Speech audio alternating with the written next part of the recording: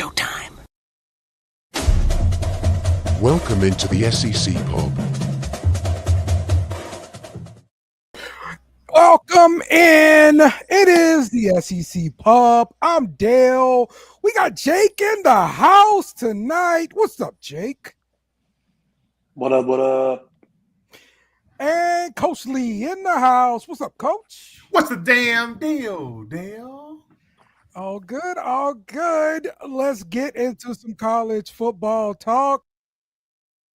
Oh, this week we have had a hire from one of the coaches, the first coach to get fired.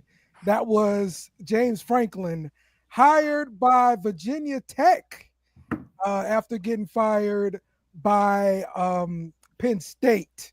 So just 5 weeks after the mid-season firing. Have you ever seen it happen before, Dale? Where somebody got fired and hired out in the same season? This has never happened before. It's all because of the college football calendar. As a part of this hire, Penn State came out pretty good because they got to negotiate a buyout with James Franklin, which was $50 million, negotiated down to $9 million. Oh, wow. So that way he could just get a $9 million bonus all up front. Boom. And then you get to sign your new contract with Virginia Tech. No offset language. Your free money. That's the real reason why they did it. Wow. So if you can fire a coach that wants to coach, you can get off the hook by doing it like this. Here's the problem with LSU. I don't think Brian Kelly want to do this no more. You think he done? He been done. He been golfing. That's what he been doing. And he's going to continue to golf because people going to keep paying him. He going to hang out with Coach O now. Yeah, pretty well. Not Coach O trying to I think he's going to coach in Arkansas. I can see that. Like he is making some noise to get there in Arkansas. Go Razorbacks. Yeah, man. Yeah. So does he take over right away, or does he start next year? No, he's not going to take over the team right now. He's just going to get everything in place for when signing day starts in December, and get everything in place then. But he can start his recruiting now. No, of course, yeah. That's all he's able to do. But the coaches that are in place right now are going to remain in place to the end of the season. He's going to probably have to evaluate the coaching staff, see who he wants to keep, if he wants to keep anybody.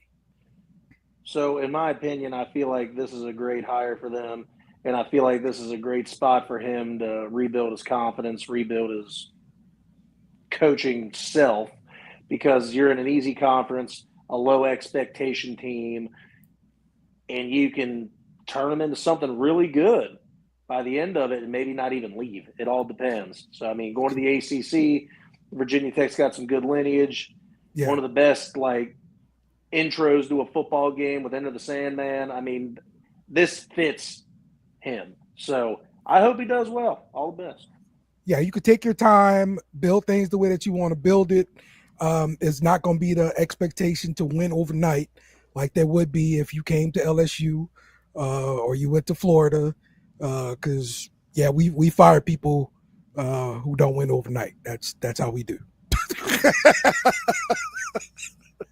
I didn't realize the guy that he was replacing was his former defensive coordinator. Ah, okay. That's interesting.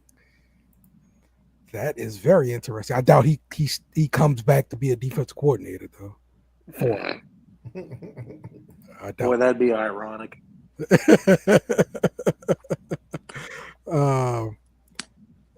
Yes. So that is James Franklin and Virginia Tech. Let's see what we got up next. The College Sports Commission, CSC. This is a newly formed body that is going to do the enforcement for college football. And this is namely enforcement of NIL deals. What they have done is they've sent a 10-page agreement to all the power conference schools requiring them to waive their rights to challenge punishments in court, commit to arbitration for appeals, and to avoid interfering in CSC lawsuits.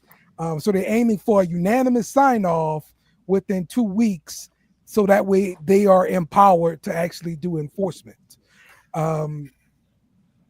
I do see everybody signing on and making this thing official. So just a matter of time before everybody does it. How's this any different from the previous one they had? So this is just a way of just keeping the new rules in check, so it's still in their favor.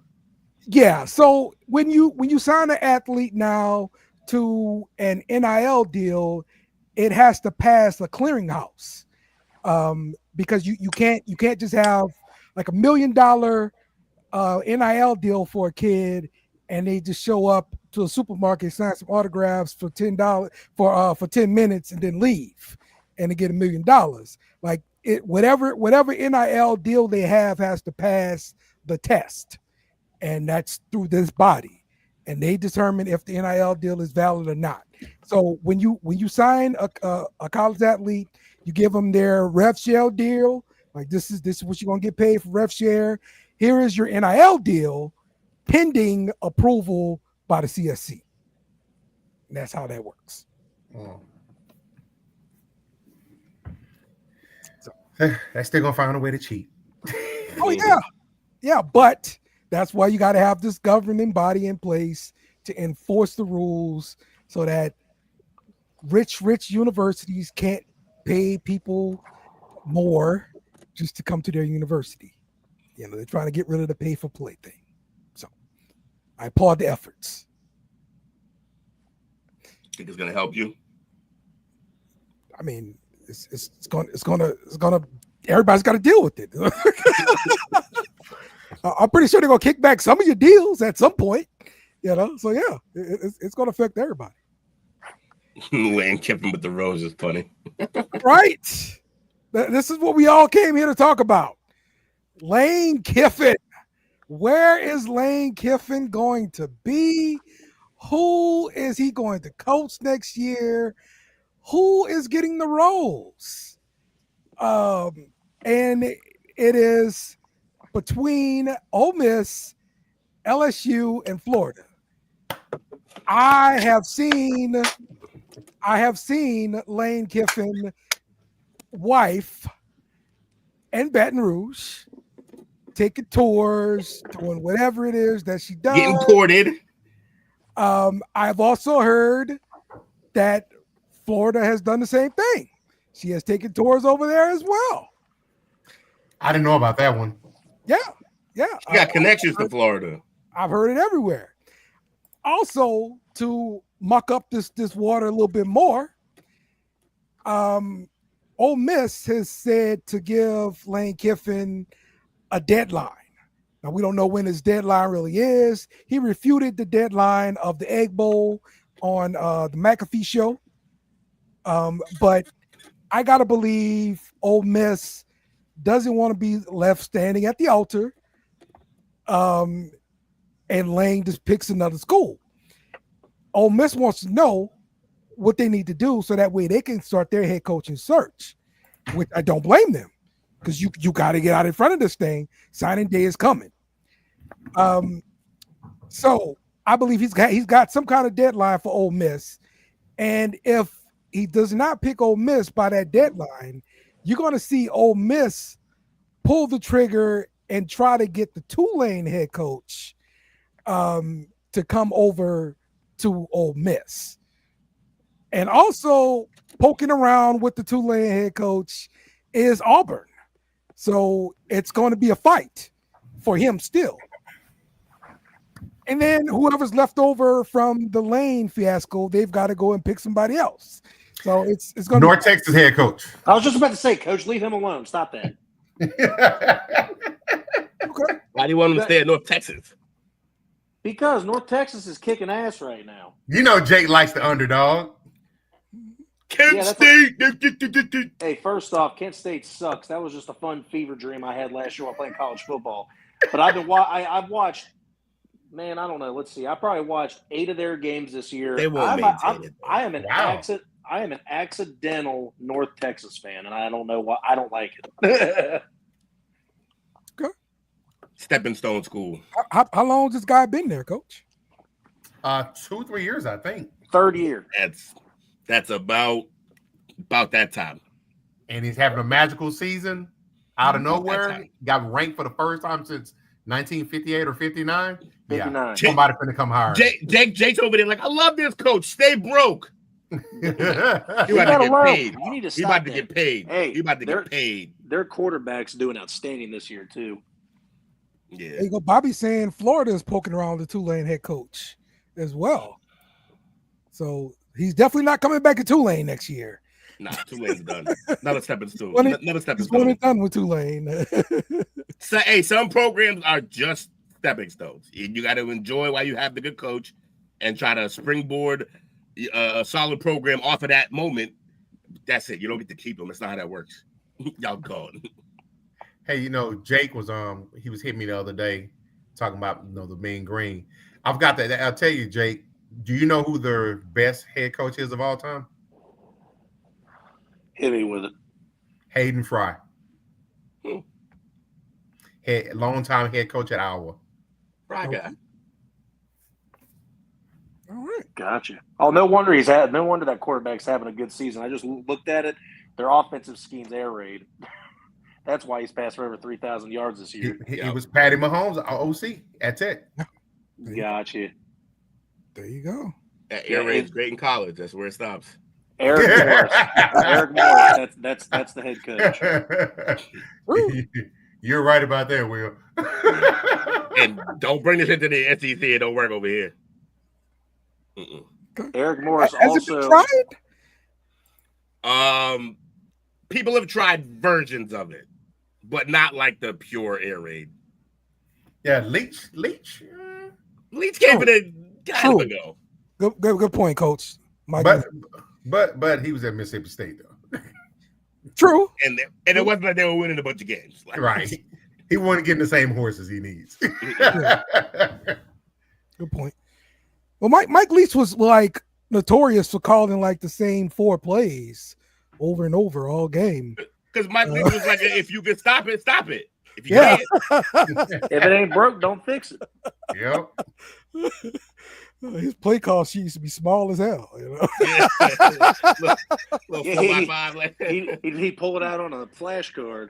Yeah, NFL coaches got like 2 pages of freaking cheesecake bistro, Cheesecake Factory menu of plays, bro. Huge plays. So yeah. And here's your Mediterranean packet, like. So, all right, let's talk about the CFP rankings for this week. Ohio State, Indiana, Texas A&M, Georgia, and number 5, Texas Tech, as Alabama drops from the top 5 rankings here. Let's start off with you, Jake. What's your thoughts here? Move the goalpost, Jake. I mean, I have no goalposts. We have 6 Big Ten teams in the top 25. That's pretty good, respectable. I think the SEC has 7, so we're right there. 9. Buddy. 9 now. 9. Where's no, the 9? not 9 now. It's down from 10. Not up. I'm confused. What are you talking about?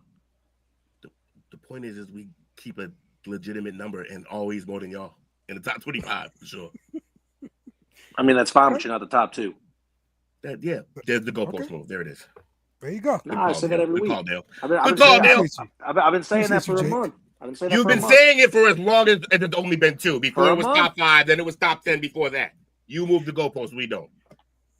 We appreciate that, Jake. Yeah. Never change. Let's look at the matchups according to the rankings there. Let's see. Number 8, Oklahoma would play Notre Dame. Texas Tech would host the Tulane Green Wave. Ole Miss would host Miami, and Oregon would host Alabama. That'd be a good matchup. That would be a good matchup. I think Indiana would sneak by Notre Dame. And I think Texas Tech don't beat the Green Wave. I'm going to take the favorites in all these, except for I think Bama can beat Oregon. Yeah, I think Bama can beat Oregon. I'd end up picking Notre Dame over Oklahoma. I pick Texas Tech, and I pick Ole Miss. I thought it was Indiana. I'm an idiot. It's Oklahoma. Yeah, it's different.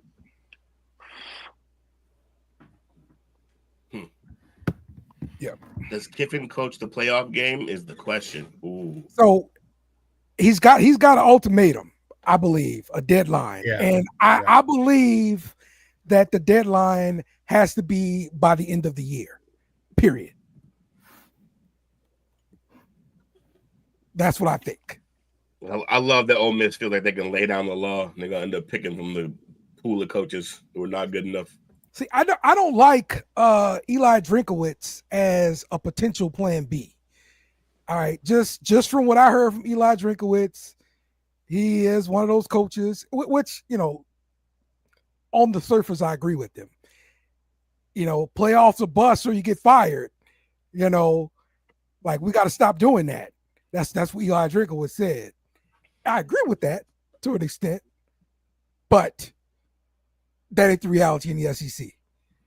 And if you got that mentality, stay in Missouri. Don't come to LSU. What's the Egg Bowl, Dale? It's Mississippi State versus Ole Miss. That's when his deadline. Yeah, that's been the rumors. He refuted it on Pat McAfee show.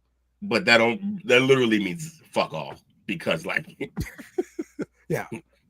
What else is he gonna say? They gave me a deadline. I'm not happy. He's not gonna say that. So yeah, I like Summerall better than Napier as well. Sure. So, I really want y'all to get Napier. I would be so happy if y'all got Napier. No, that's not happening. I'd be so happy. It's not happening. It'd be the best day of the year. I would take a lesser coach. I would take a lesser coach than Lane Kiffin just to make sure y'all got Napier. None of that equates, but fine. Sure. So, all right, let's look at the top 5 Heisman odds. Mendoza leads the way, followed by Sayin, Marcel Reed, Pavia, and Gunnar Stockton. Boy, they were waiting to get Simpson off of this list, man. As soon as he had a singular bad game, he's already top 5. Right. Like everyone else on his top 5 has had like an okay game, except for maybe Sayin. The minute he had one bad game, they were like, get him out. We can't have 2 SEC guys or 3 SEC guys. You got to get him out of here. Hurry up. Oh, actually, I'm sorry. It would have been 4 SEC guys. SEC we can't guys, have 4. yes. We can't have 4. Get him out of here. That's bullshit. Uh-huh. Yep. Pavia's lost. Like, why are they acting like he's so much better than Simpson? Like, he's lost, and he's mostly a running quarterback. Yeah. That's really it. And Marcel Reed looked horrible in that first half. Yes, he did. Horrible. He had a hell of a comeback, bro. He did. Okay. But this is where I play the card. You guys been playing all goddamn year against SC. Who cares? Like, he shouldn't have been down that much. Who cares about a comeback? Yo, it's hard to win in the SEC. You telling me this? You telling me this? It's hard to win in the SEC. You play, especially you playing on the road. Yo, that's your hard. You can't be throwing 2 picks and down that much to SC, man. You can't. Oh, no, I'm sorry. They were playing at home. I'm sorry. They were playing at home. I remember the stupid officer and all that crap. And the yelling. Oh, yeah. Even worse. Yeah. See, they were playing. Reed don't belong above Simpson. I'm sorry. Mm-hmm. I'm with you. Let alone Pavia and Gunnar. They're going to try to reward A&M for having this magical season, though. That's That's what it is.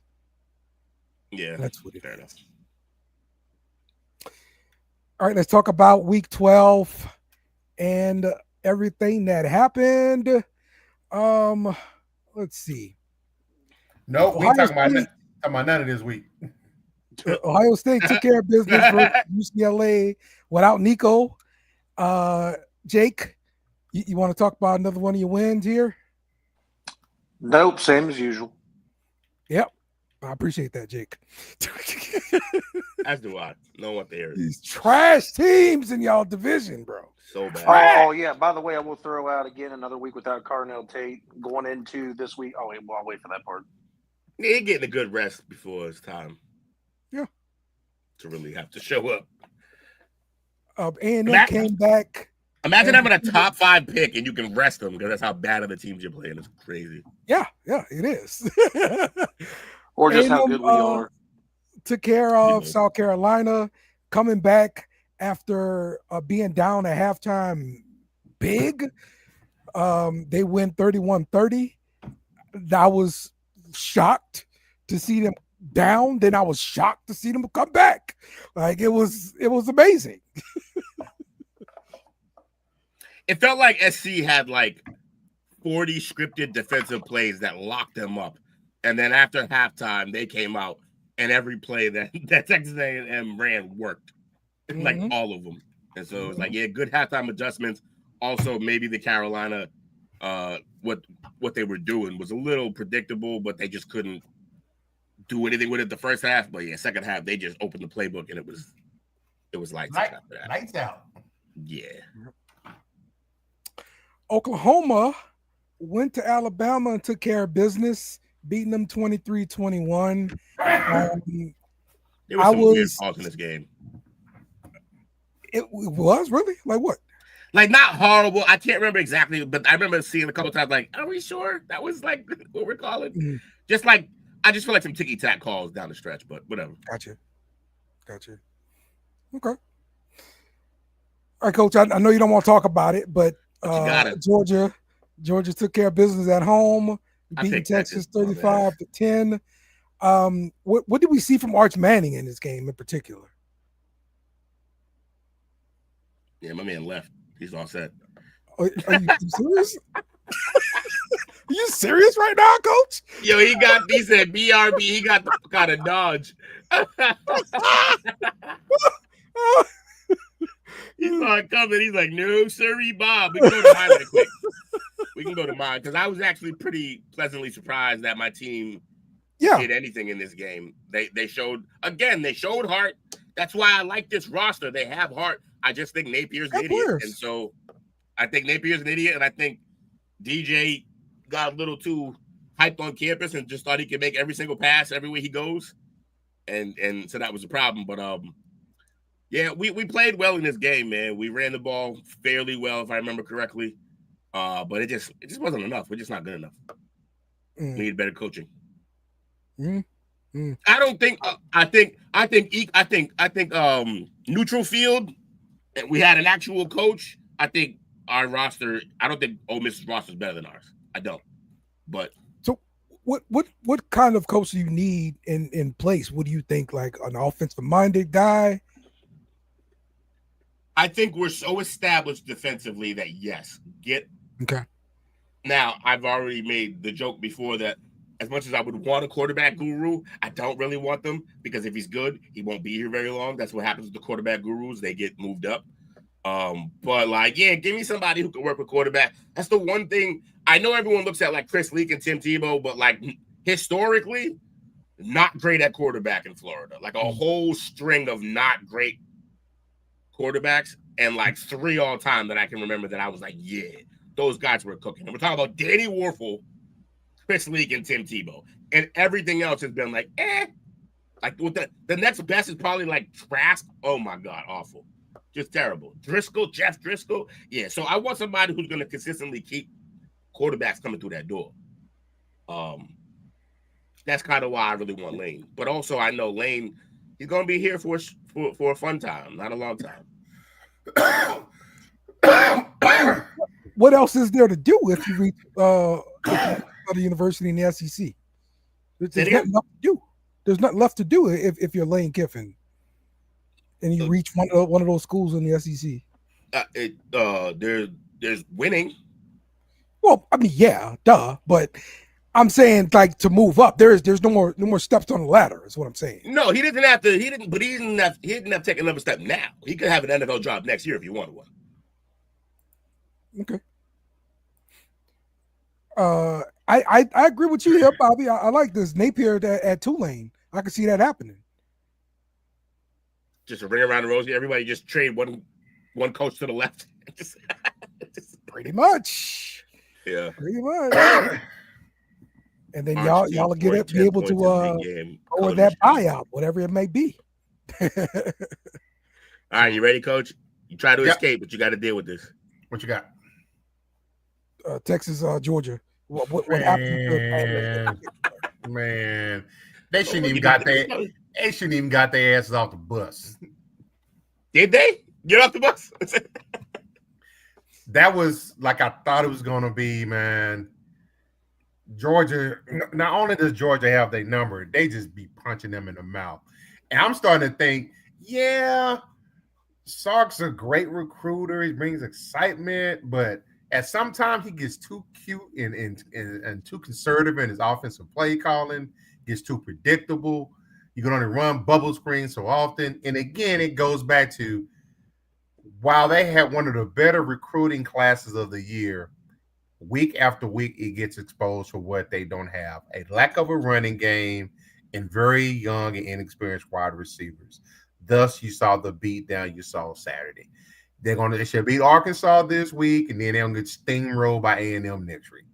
They're gonna limp into they're gonna probably play off in the Whataburger Bowl and some stuff like that. Yo, that team got talent for days at receiver, but none of them can get separation yet. No, they just they're not creating space, and you're asking a quarterback who's not he's not throwing guys open like we expected. So you're gonna need to make some space for bro. I think the biggest catalyst for their issues this year is just the lack of running game, a consistent running game. It helps those receivers get open. It does, because right now their teams are pretty much rushing 4 and 5 and dropping 6 and 7. Mm-hmm. So you're dropping 6 and 7. Your quarterback's not throwing anybody open, and your receivers aren't getting any space. That's a recipe for disaster. Thus, the 35 to 10. You gotta run the ball. You gotta run the ball. That reminds me of earlier LSU. Everybody was just rushing 3, getting pressure with 3, stop and run with 3. It was ridiculous. Stopping to run with 3 is wild. Ridiculous. Hey, it was good. It was good. I just hope it was a lesson learned that when we started this talking about this year going into the season, week 1, I didn't like the number 1 ranking. I called it out from the beginning. I didn't think it was justified. 2, too much pressure for them, man. Teams too young to have that much pressure. How's your tight ends? Are they decent tight ends that you have on the roster? They're decent, but it's just Sark. A lot. All I'm seeing is just screens. Y'all gotta run more 13 personnel. I don't know why y'all not in 13 more. Just get tight ends out there and run the ball. And I don't understand. I've seen teams in the NFL. You can't. Georgia does that. Right. That's what I'm saying. But in the NFL. If your passing game is struggling, if your run game is struggling, and you go into 13, you can pick the running game up, but you can't run it for too long because the defense shrinks and then you're done. But you in college, you can 13 guys to death. We watched Georgia Tech do that for years. You could run, you can pull out a bunch of tight ends and have one of them be a pass catcher. Then you got one receiver out there and just make it work with those 2 and run the ball. I don't understand. Everyone getting too cute. It's air raid everything. No one wants to run the ball. It's coming back around. You're starting to see teams like Georgia run those big packages. In the NFL, you've seen the Rams do it.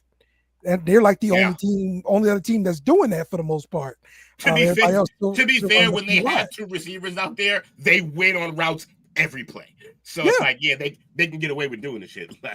Let me throw some stuff out to y'all real quick fast. This sums up why this team is struggling. Everything we just said, this validates it here. Scoring offense, 27.6 points a game. That ranks them 61st in the nation. 14th in the SEC. Total offense, 370 yards per game. 75 in the nation. 14th anything in the SEC. 14th in the SEC in total offense. Passing offense, 246.6 points per game. 45th nationally. Rushing, 124. 97th nationally. Third down conversions, 38.7, which is ranked 73rd. And red zone scoring offense, they are ranked number 82 nationally. All those, the best one, you rank 61st in the nation from a coach whose reputation is built on offense. At this point, Arch, go to the league just to get away from that offense. Like, holy shit. That is, I knew it was bad. I didn't know it was that bad. It's crazy bad, yeah. You gotta run. Run, Arch, run! Run! Are there staff changes being talked about in Texas or not? Yes and no. Yes and no. I think I was talking to somebody earlier today where he was a press conference today. He got a little bit beside himself and a little bit antsy, a little bit rude towards reporters asking him, what about the rumors of him heading to the NFL? Yeah. He's very dismissive, don't want to talk about it. That sounds like those actions of a guilty man to me. Especially when you see what you putting out there every Saturday. You see that? Yeah. He's got one foot out the door. Yeah. Like earlier in the season, I remember you talking about it sounded like some boosters were trying to do some matchmaking with Tennessee and Sark. Is that still going on? Probably. Okay. Probably. Here's the thing. I don't know who said it. Somebody in a comment said Cowboys fans and Longhorn fans are the same people. That is so true. They have zero patience. Every year is going to be their year. And that's brother too. And just like it's going to end up being, he's being ran out by boosters because they were like, we putting all this money. Rightfully so. They're spending a lot of money on this program. Much is given, much is expected. That's how it is, bro. That's true. Shaking them trees. That's how it is, bro. Like, so you come down here to make this big money. Hey, we expect winning. You better beat that. That being said, if they were to bring back 80% of this roster, I think they'd be a really good team next year. I think those receivers will get better. I think they'll figure out to run the ball. But they got some stud running backs coming in. Yeah. What if Texas is run out of patience with Sark because he can't beat Kirby Smart, and they go 3 against somebody else? Is it worth not beating the one team to restart the program? Maybe. I don't know. Like, that's pretty much been the one team's been in their way the last 2 years. Yeah, if you got it in his mind that this guy can't get past Kirby Smart. Gotta do what you gotta do. Lane Kiffin. No, so yeah, I think that is a slippery slope, and I think you'll be firing coaches a lot doing it that way. Too often. Yeah. I got one for you. A dark horse that might, if he decides to leave or they decide to have, because I've heard the verbiage also used in a couple of interviews I've seen of a possible mutual agreement to part ways. I've heard that as well. UT can wear on you as a coach. Boosters alone, they're a pain in the ass, like no other. But I want to throw a dark horse out. Somebody that's familiar with UT from extent. He's kind of having a little bit of trouble in his programs. Rumors about him possibly not making it past this year as well. One guy in Southern California, Lincoln Riley. Yeah. I've heard rumors about him. I don't think he wants any parts of the SEC. I think LSU courted him the last time around, and he played a little footsie and stuff like that, and we ended up with Brian Kelly. So So y'all look jaded towards him, huh? Yeah. You know, I don't think he really wants that SEC, SEC problems. That's what I think. So, just to finish out the games, Notre Dame took care of Pittsburgh in Pittsburgh. Everybody thought that was going to be a closer game than it was. I think they even had a game day there or something. But yeah, that wasn't even close. They did that, and it was for the retirement of Aaron Donald's jersey. Okay. All right. Got you. Okay. And USC beat number 21 Iowa 26-21. That game was a lot closer than I thought it was going to be. And I guess Jake wasn't surprised because that's his, you know, that's his guys over there at Iowa. You know, that's a tough team. Yeah, darn tough team. Yeah, they're tough. And they're more tough. And LSU beat Arkansas 23-22. That game was way too close. But is Coach Frank Wilson's first victory as interim coach. Shout out to him. We get to retain the Golden Boot. And the backup, Van Buren, played pretty okay. Now, here's the kicker though. Okay. This was one of the worst defensive teams in the NCAA, and you only scored 23 points. So, yeah, the running game showed up, okay? The running back coach being the head coach and the offensive line, assistant offensive line coach being the play caller on offense, that has helped with the offense. We're seeing different running plays. They are running, and they are committed to running the football. I like that. Run the football. Run. Van Buren did say he wants to be at LSU. Not entering the transfer portal, but you could say that right now while there's no coach in place. And, you know, once everybody leaves because another coach fired everybody, maybe that changes. Who knows? Yeah, he may want to stay now, but when all his homies leave, that one might not be the same. Who knows? Because I think once they make the change, don't they have like a 10-day window or something like that? I believe they had like a 30-day window to transfer portal, but nobody did that. But you know, the transfer portal is going to open at the end of the season, like it always does. And I mean, once there is a new coach added, you're going to see some people leave and some people stay. It's just the way it is. I don't think it'll be the mass exodus that it was prior to rev share being in place, because you know people getting paid right now. Like, you really got no need to get into the portal. You're still getting your check, you know. So that's the deal with that. All right, Jake, we're coming to you first, as you guys have yet another great game in the Big Ten. That powerhouse Rutgers. You get to play those guys. And you guys are a whopping 31.5 point favorite. Julian saying hitting like 74% of his passes right now. Take the over and the spread. It's insane. Jake, talk to me about this game. Don't worry, I'm gonna keep the same energy next week. You know what's coming up next week with you SEC teams. Anyway, I'm gonna keep the same energy too. We won't need to talk about those games. We got Michigan next week. I don't want to hear it. You guys got little sisters of the poor all over the place. Anyway, right? Rutgers is one of those, you know, one of the hard-nosed teams in the Big Ten that can throw an upset out there every now and again. But like Coach said, take the over, take the spread, take everything.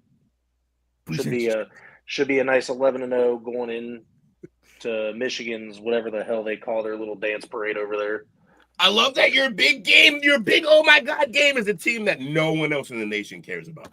right now. Like, it's not a threat at all. This the homecoming game, Jake? What was that? Is this the homecoming game? Yeah, yes. This is going to be senior night. Yeah, it's great schedule for that night. You always schedule a dub on that night. You try your best. That's what you got to do. It's been bad. That's what you got. He should be good though. He's gone. The bane of your existence is gone. All right, let's talk about LSU hosting Western Kentucky. They are a whopping 21.5-point favorite. Total for this game, 48.5. Keep this pretty simple. I don't think LSU covers because look, Western Kentucky is like 8-2. They're good. I'm not saying they're gonna beat us, but we're not gonna blow them out like that. Well, boy, if they do. Yeah. You better be sick. You better be sick for all 3 shows. Yeah. But yeah, I think LSU handle business at home here, and they beat Western Kentucky. Let's go to Tennessee versus Florida, which is at Florida. They're an 8.5-point favorite on the road there. They're trying to build that momentum. Of course, they beat NMSU. They beat the crap out of them. Aguilar tossed like 204 yards with a touchdown, and a rushing score. Defense forced 2 turnovers. But Florida, they're still fighting, trying to stay bowl eligible, all this kind of stuff. DJ Lagway, he didn't have a bunch of turnovers last game. That's positive. And I can honestly see that Gator front seven pressuring Aguilar, who's been sacked just about 2.5 times per game in the SEC. What's your thoughts here, Will? We lose. Again, this is one of the worst seasons in Gators history, which makes no sense because we have a decent roster. It's been rough. The stank of Billy Napier is still here. Can't wait till it's gone. Need a new coach. I just want the season to be over so we can see who the new coach is. Okay. I have no desire or hope for my team right now. All right. And Texas versus Arkansas. Arkansas goes to Texas. Texas is an 8.5-point favorite. Total for this game, 57.5. After coming off that loss, Coach, what do you expect to see from Texas going up against one of the worst defenses in college football? They're going to win based on talent alone, not because they executed, not because they actually dominated. They just have the better roster. So it's going to be a game. Like I say, they're going to go in, they're going to win, and then get ready for the beatdown this week probably. This team just so helter-skelter. It's hard to trust them. And I've been concerned about the offense from game one. I called it in game one. It looked like Sark called too conservative of a game plan, just continue throughout the season. So if Arkansas wins, I won't have my hat on this week. I understand that, man. Nah, yeah, y'all. I'm normally thick-skinned and battle-tested, but believe it or not, I take UT losses harder than I do Cowboy losses. Okay. I mean, because the expectations, I guess. You have bigger expectations this year for UT. Yeah. That's all it is. I'm saying that. All right, a quick look at our pick'em here. At the top here, we got Cleaning Your Clock, Kill a Cow, No Pity for the Kitty, Ham, and Arrogant Bastard. Coach Lee comes in at number 6. Let's see. Ohio, Jake. go Buckeyes. Jake. Number 8. I'm number 9, and Will's number 10. 3 games back on you now, though. That's right, Will. I have picked horrible this year in college, and I'm still top 10. I'm happy about that. I'm up by what? Is that 12 dubs? Yo, we're way under 500 Yeah. now. Yeah. It's Who Dale, how much am I in front of you by? 1? Is that it? Okay.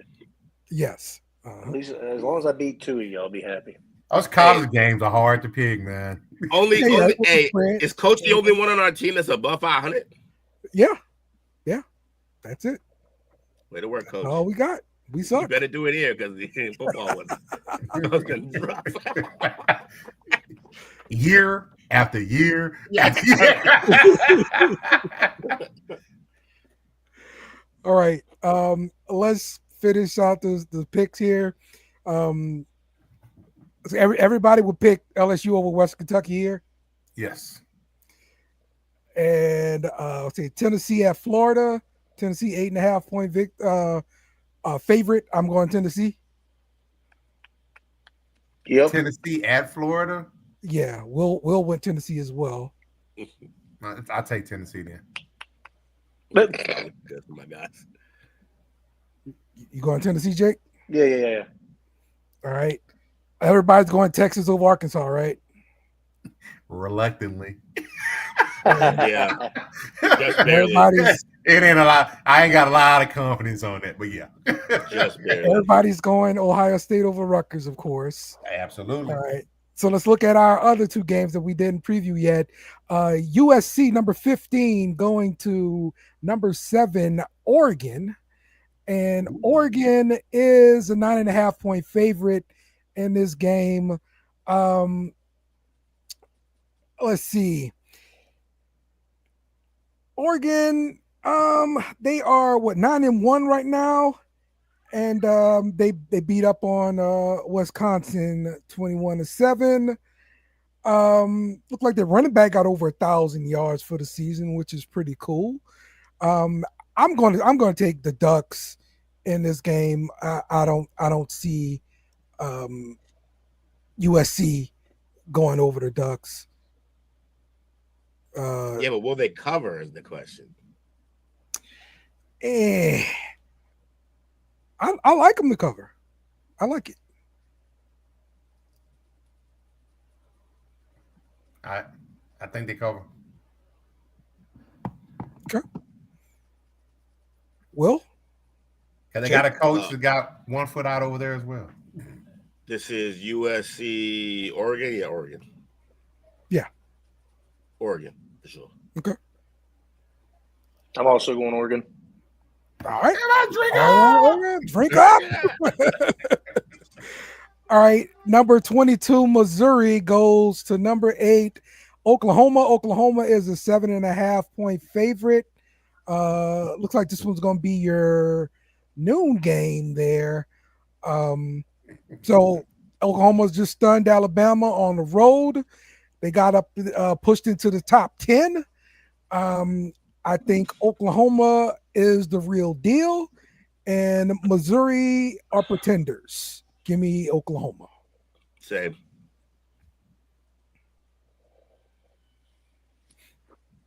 OU. Jake, what you got? Yes. You got yes. Doing great. Not Missouri. All right. Coach? Oh, you? Okay. You did this like 4 times. Like, I wasn't looking at the screen. Oh, okay. I was looking at my notes. Yeah, I was looking at my notes here. he did give you the silent count. Yeah, I did. We're not on the road. No silent count. We're at home. I don't know. Okay. Cool. All right, man. You guys enjoy the games this weekend, even though it isn't a great slate. I will not. I think next week gonna be even worse, honestly.